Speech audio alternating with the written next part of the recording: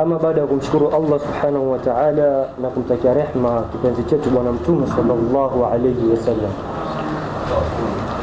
ndugu zangu Waislamu, kwa kwanza kabisa bwana mtume sallallahu alayhi wasallam anasema alislamu nadhifu, Uislamu ni usafi.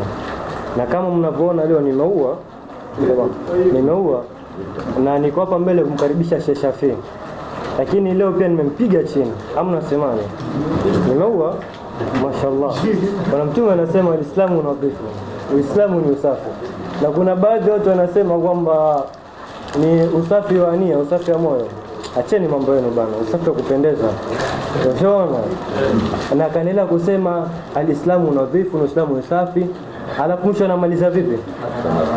Alafu hatuingia peponi isipokuwa. Sasa mkiona pepo naipata siipate? Naipata. Na ndugu zangu Waislamu, leo tumekwenda msikiti wa Mchikichini, si ndio? Tumefika pale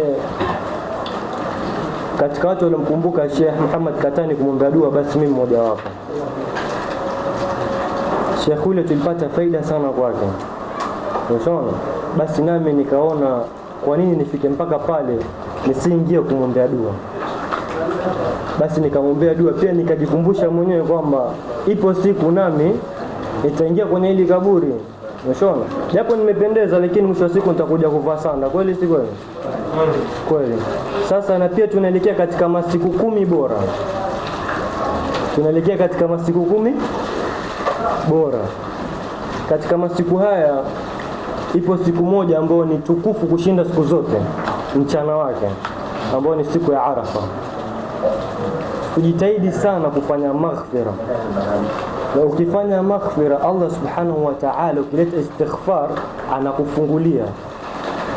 Amesema katika suratu Nuh, faqultu astaghfiru rabbakum innahu.